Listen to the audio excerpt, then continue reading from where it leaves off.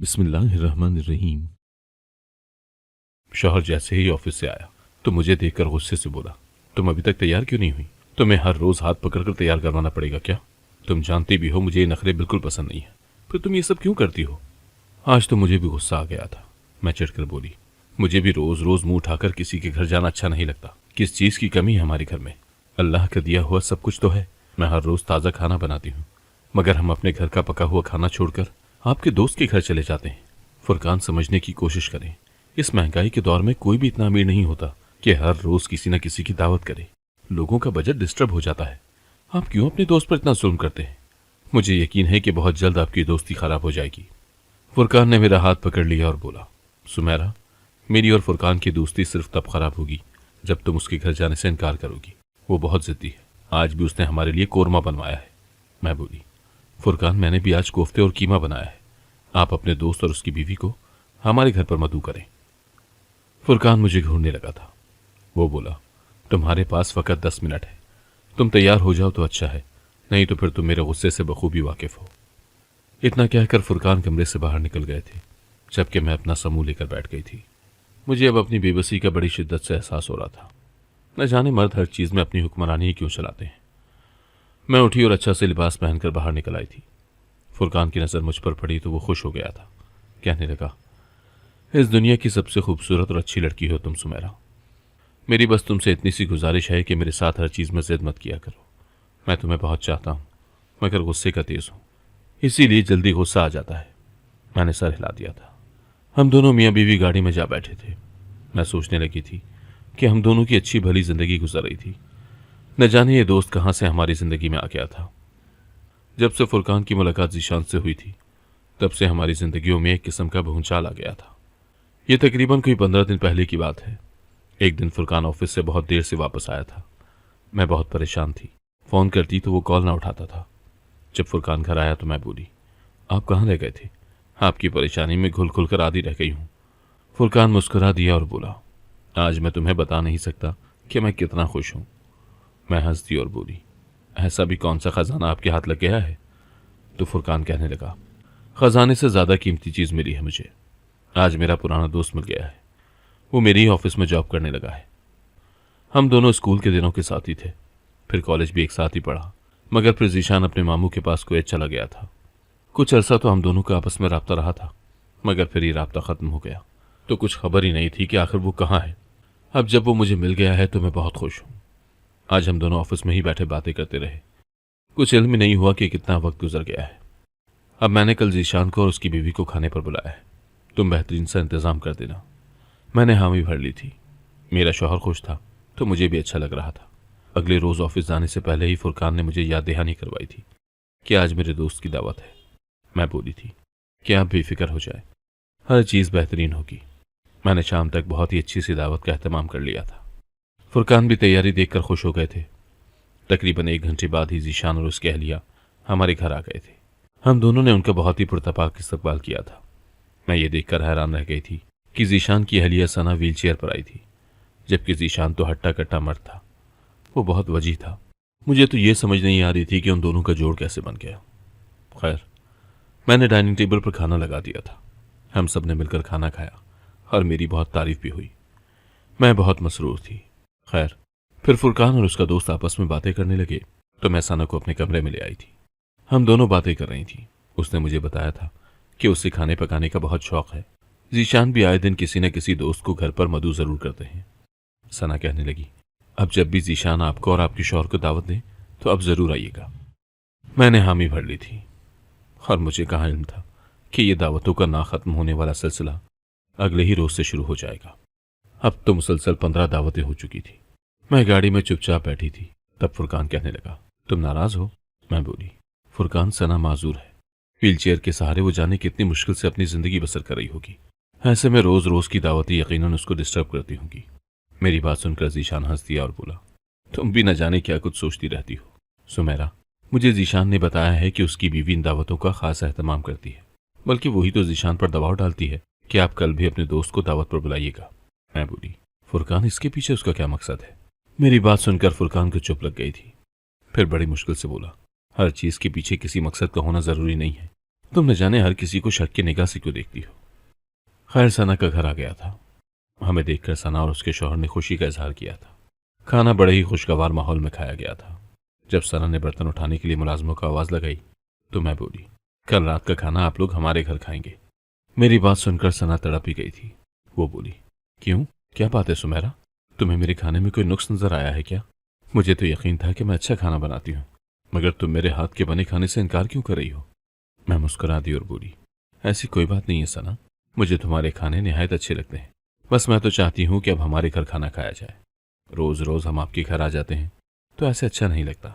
मेरी बात सुनकर सना फूट फूट कर रोने लगी थी। वो बोली, क्यों अच्छा नहीं लगता? फकत इसीलिए ना कि मैं अपाहिज हूं।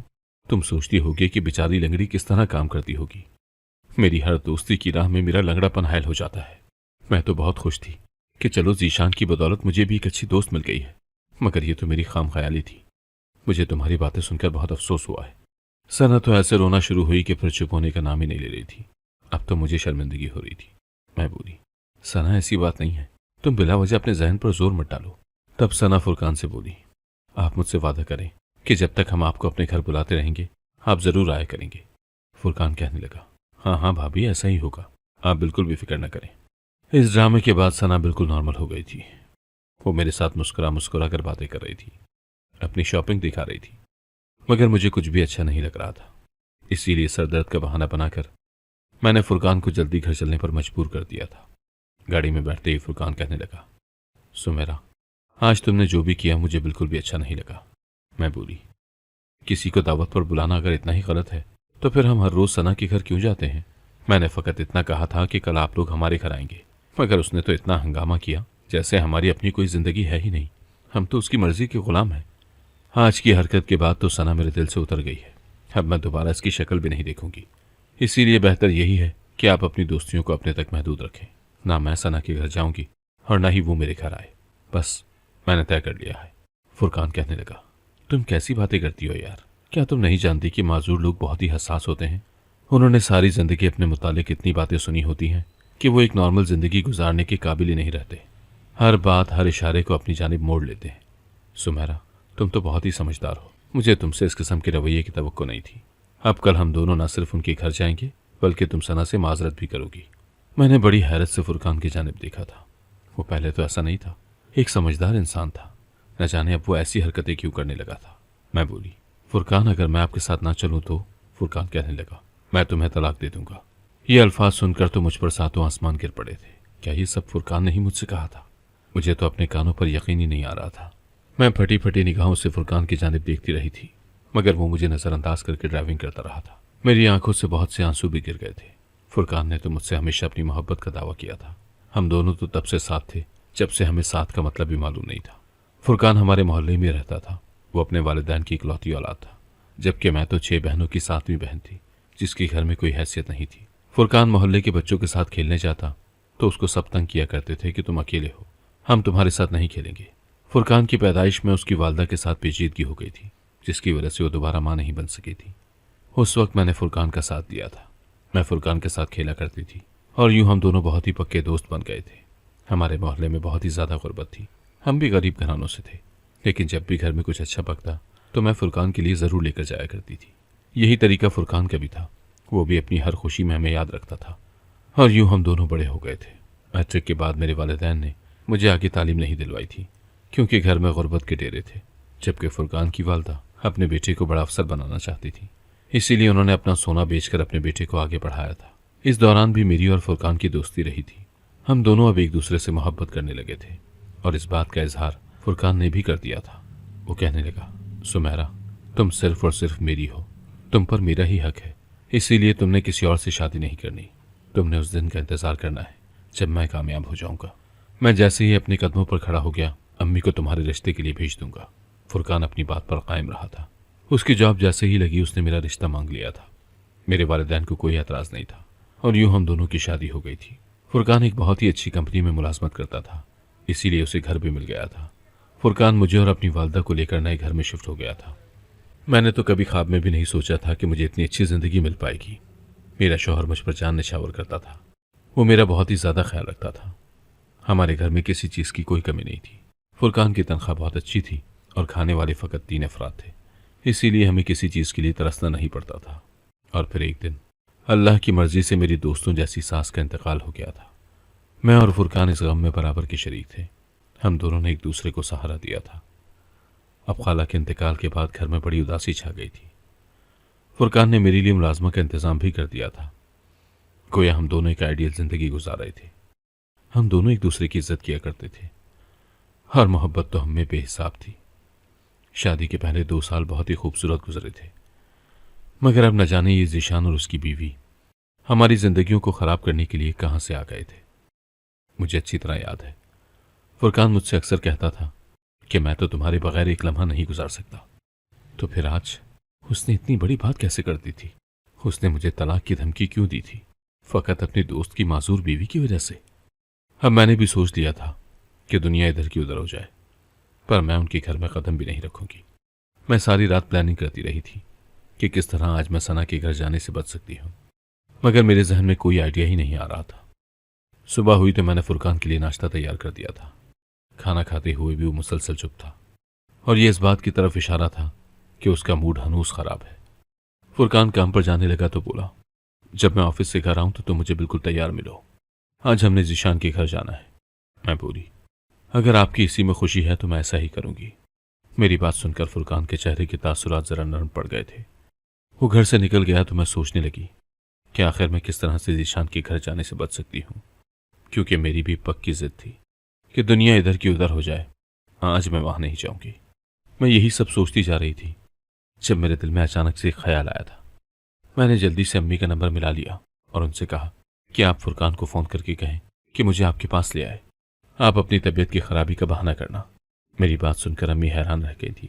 वो बोली, क्या बात है बेटी, तुम ऐसा क्यों कह रही हो? मैं बोली, अम्मी एक बहुत ही बड़ा मसला हो गया है।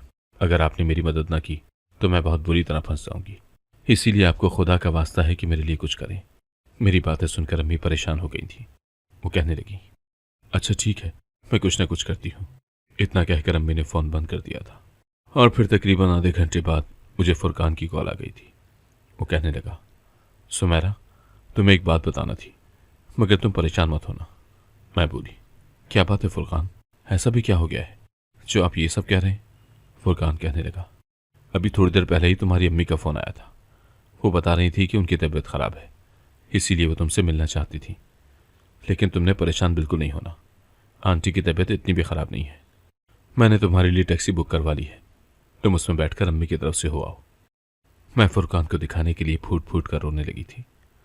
फुरकान ने मुझे तसल्लियाँ दी थी और कहने लगा, अगर तुम परेशान हो रही हो तो मैं आधी छुट्टी लेकर घर आ जाता हूँ। उसकी बात सुनकर मैं घबरा गई थी और बोली, नहीं नहीं, इसकी ज़रूरत नहीं है, मैं चली जाऊंगी। मैं अम्मी के घर आ गई तो अम्मी मुझ पर गुस्सा करने लगी कि तुमने बिला वजह मुझसे इस उम्र में झूठ बुलवाया है। तब मैं बोली, अम्मी, हर रिश्ते में उतार चढ़ाव आते ही रहते हैं। मेरा और फुरकान का रिश्ता इस वक्त बहुत नाजुक हालात से गुजर रहा है। मैं नहीं चाहती कि वहां से खफा होकर आती, इसीलिए आपकी तबीयत खराबी का बहाना बना लिया। अब अगर फुरकान आपका पूछने आएंगे तो उनके सामने आप दरखास्त कीजिएगा कि मुझे चंद दिन यहाँ रुकने की इजाज़त दे दे। अम्मी बोली, क्या हो गया है सुमेरा, तुम ये कैसी बातें कर रही हो? मैं बिला वजह तुम मियाँ बीवी के दरमियान फूट क्यों डालूं? तुम लोग साथ रहोगे तो अपने मसाइल सुलझा लोगे।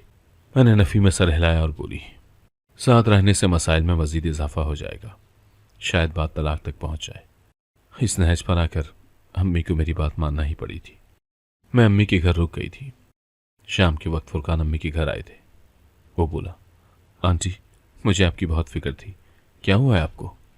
अम्मी कहने लगी, बेटा क्या करूं, चक्कर आ रहे हैं, उठती हूं तो गिरने वाली हो जाती हूं। मैं घर में अकेली होती हूं, इसीलिए मुझे यही लगता है कि गिर गई तो हड्डी पसली टूट जाएगी। बेटा, अगर तुम इजाज़त दो तो कुछ दिन मैं सुमेरा को अपने पास रख सकती हूँ क्या? फुरकान बोला, आंटी, मैं भी आपका बेटा हूँ, आप मेरे साथ घर चलें, वहीं रहें हमारे साथ। अम्मी ने नफ़ी में सर हिला दिया और कहने लगी, मैं अपनी बेटी के घर नहीं रहना चाहती। अगर तुम्हारी तरफ से इजाज़त नहीं है तो तुम अपनी बीवी को साथ ले जा सकते हो। फुरकान बोला, आंटी, आप सुमेरा को अपने पास रख सकती हैं। अम्मी ने बहुत दुआएं दी थी। फिर मैंने खाना लगाया तो फुरकान हमारे साथ ही खाना खाकर घर वापस चला गया था। मुझे अजीब सी खुशी मिल रही थी। आज मुझे किसी के घर तैयार होकर जाना नहीं पड़ रहा था। वो स्ट्रेस जो हर वक्त मेरे दिमाग पर छाया रहता था खत्म होने लगा था। अब मैं मामूल की जिंदगी गुजारने लगी थी। अम्मी के घर आए हुए मुझे 4 रोज हो गए थे। फुरकान बार बार मुझे फोन करता था कि तुम घर वापस आ जाओ, अगर आंटी की तबीयत संभल गई है तो। मैं अब भला कितनी देर अम्मी के घर छुप कर रह सकती थी, इसीलिए वापसी का इरादा कर लिया था। मेरी जिद तो पूरी हो ही चुकी थी। मुझे सुकून मिल गया था कि मैंने अपनी मनमानी की है। इसीलिए अब की बार जब फुरकान का फोन आया तो मैंने उससे कहा कि आप मुझे आकर ले जाएं। फुरकान बहुत खुश हो गया था। ऑफिस से वापसी पर फुरकान मुझे घर वापस ले गया था। वो कहने लगा, बड़े दिन हो गए हैं, हम जीशान के घर नहीं गए, तुम कहो तो आज चलें। मैंने नफी में सर हिला दिया था। तब फुरकान ने मुझसे दोबारा चलने को नहीं कहा था। मैं सोचने लगी थी कि आखिर हम रोज रोज जीशान के घर जाते ही क्यों हैं। इसके पीछे आखिर क्या राज छुपा हुआ है। मुझे इस बात की तह तक जाना था ताकि हमारी जिंदगियों में कुछ सुकून आ सके। मगर मैंने तो सोचा भी नहीं था कि जिंदगी इस तरह का अजीब सा मोड़ ले लेगी। अगले दिन फुरकान ने मुझे ऑफिस से ही फोन कर दिया था। वो कहने लगा कि तुम तैयार हो जाना, हम जीशान के घर चलेंगे। मैंने हामी भर ली थी। शाम के वक्त जब हम सना के घर पहुंचे तो वो मुझे देखकर बेइंतहा खुश हुई थी। कहने लगी, अब आपकी अम्मी की तबीयत कैसी है? मैं बोली, वो ठीक है। सना कहने लगी, मुझे जब से इल्म हुआ था कि आज तुम हमारे घर आओगी, मेरी तो खुशी का कोई ठिकाना ही नहीं रहा था। मैं मुस्कुरा दी थी। सना बोली, मैं अभी खाना लगाती हूँ। सना खाना लेने किचन में चली गई थी। ऐन उसी वक्त फुरकान का मोबाइल बजने लगा था। वो फोन कान से लगाकर कमरे से बाहर निकल गया था। मैं इधर उधर देख रही थी। तभी जीशान ने मेरा हाथ पकड़ लिया। मैं तो उसकी इस हरकत पर तंग रह गई थी। इससे पहले कि मैं शोर मचाती, जीशान ने मुझे चुप रहने का इशारा किया था। फिर वो आहिस्ता से आवाज में बोला, आप तो मेरी बहनों जैसी हो भाभी, मैं आपसे एक इंतहाई जरूरी बात करना चाहता हूँ। दरअसल मेरी बीवी आपसे हसद करती है। आप अपने कदमों पर चल फिर सकती हैं, मगर वो तो व्हीलचेयर की मोहताज है। इसीलिए वो आपके खाने में हर रोज जहर मिलाती है। आपने स्लो पॉइजन का नाम तो सुना ही होगा ना। अगर आप अपनी जिंदगी बचाना चाहती हैं तो हर रात अपने शौहर को नींद की दवा देकर सारी रात अपने जिस्म पर ठंडा पानी बहाया करें। इस तरह ये जहर आप पर असर नहीं करेगा। जब तक मैं अपनी बीवी के खिलाफ सबूत ढूंढकर फुरकान के सामने ले आऊंगा। मुझे इल्म है कि आप भी अपने शौहर के सामने मजबूर हैं, जिस तरह से मैं अपनी बीवी के आगे बेबस हूं। अभी जीशान की बात मुकम्मल भी नहीं हुई थी कि फुरकान बाहर से आ गया था। वो हल्के फुल्के से अंदाज में बोला, क्या डिस्कशन हो रही है दोनों के दरमियान? मैंने बड़ी मुश्किल से मुस्कुराने की कोशिश की थी।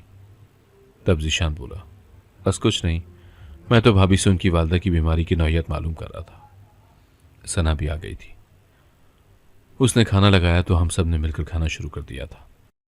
मगर आज तो एक निवाला भी मेरे हलक से नीचे नहीं गिर रहा था। मैं सबके सामने ये जाहिर तो कर रही थी कि मैं खाना खा रही हूं, मगर मैंने 2-4 निवालों से ज्यादा कुछ भी नहीं खाया था। बार बार मेरी आंखों में आंसू आ रहे थे कि मैं कितनी मजबूर थी अपने शौहर के सामने। एक औरत जो मेरी जान की दुश्मन है और मुझे कत्ल तक कर देना चाहती है, मैं उसी के घर से खाना खा रही थी। खैर, खाने के बाद मर्द हज़रात आपस में गुफ्तगू करने लगे थे। सना मुझे अपने कमरे में ले गई थी और बड़े प्यार से बातें करने लगी थी, जबकि आज तो मेरा दिल चाह रहा था कि उसके मुंह पर थप्पड़ दे मारूं। खैर, हम वापस घर आ गए थे। मैं फुरकान को सना की असलियत बता देना चाहती थी, मगर मुझे इल्म था कि फुरकान मेरी बात का भरोसा नहीं करेगा। इसीलिए मैंने अपनी जबान सी ली थी। मैं फुरकान को नींद की दवा देना चाहती थी, इसीलिए मैंने उन्हें दूध का गिलास पेश कर दिया था। फुरकान ने दूध पीने से इनकार कर दिया था। वो बोला, अब तो पानी पीने की भी गुंजाइश नहीं है। मैं बोली, फुरकान, दूध तो आपको पीना ही होगा, क्योंकि मुझे आपकी आंखों के गिर्द हल्के नजर आ रहे हैं। यकीनन आप मेरे जाने के बाद अपना ख्याल नहीं रखते थे, बस हर रात जीशान भाई के घर से खाना खाकर आ जाते होंगे।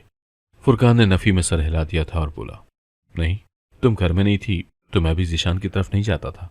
बीवी के बगैर जाता इंसान अच्छा नहीं लगता। मैंने सोचा कि भाभी क्या सोचेंगी कि मैं हर रोज आ जाता हूं। जब तुम घर पर होती हो तो वो बार बार जीशान को फोन करती हैं कि आज वो हमें घर पर मधु करे। मैं सारी बात समझ गई थी। फिर बोली, आपको सना की मेरे लिए वालेहाना मोहब्बत अजीब नहीं लगती क्या? फुरकान हंस दिया और बोला, हाँ यार, अजीब तो लगता है, क्योंकि तुम्हें चाहने का हक सिर्फ मुझे ही है। बातों बातों में ही फुरकान को नींद आ गई थी। उनके सोते ही मैं बाथरूम में चली गई। मैं सारी रात अपने बदन पर ठंडा पानी बहाती रही थी। यह बड़ा मुशक्कत तलब काम था। सुबह फुरकान ने मेरे चेहरे से मेरी थकावट भांप ली थी। वो बोले, तुम्हें क्या हुआ है? मैंने तबीयत खराबी का बहाना बना दिया था। खैर अब हर रात ऐसा ही होता था। मुसलसल 3 रातें मैं यूं ही खुद को पानी के नीचे खड़ा रखती थी। आज चौथी रात थी। मैंने फुरकान को दूध में नींद की दवा मिलाकर दे दी थी और खुद उनके सोने का इंतजार करने लगी थी। थोड़ी देर में वो गुनूदगी में चले गए थे, मगर तभी मुझे सहन से खटके की आवाज सुनाई दी थी। मैं घबरा गई कि इस वक्त कौन आ गया है। मैं बाहर निकली तो सामने ही चोर खड़ा था। मुझे देखते ही वो मेरी जानिब लपका था। उसने मेरा हाथ पकड़ लिया। मैं बहुत घबरा गई थी। उसके चंगुल से आजाद हो जाना चाहती थी, मगर ना हो सकी। शोर भी नहीं मचा सकती थी, क्योंकि इस तरह मोहल्ले वाले मेरे बारे में 100 बातें बनाते। मैं बड़ी परेशानी में खड़ी थी। तभी हमारे कमरे का दरवाजा खुला और फुरकान बाहर आ गया। चोर उसकी जानिब देखकर भाग गया तो मैं जल्दी से जाकर फुरकान के गले लगकर रोने लगी थी।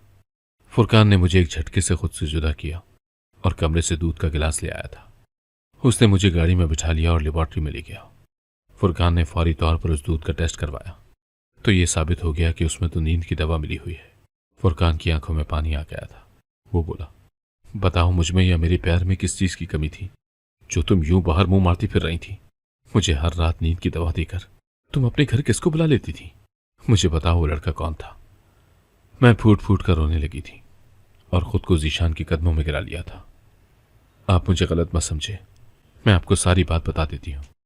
मैंने जीशान की बताई हुई सारी बात मनोअन अपने शौहर को बता दी थी। फुरकान ने अपने मोबाइल उठाया और जीशान को फोन करके बोला, मैंने आज अपनी बीवी को रंगे हाथों बेवफाई करते हुए पकड़ लिया है। मैंने उसे लेबॉर्ट्री के पास ही तलाक देकर छोड़ दिया है।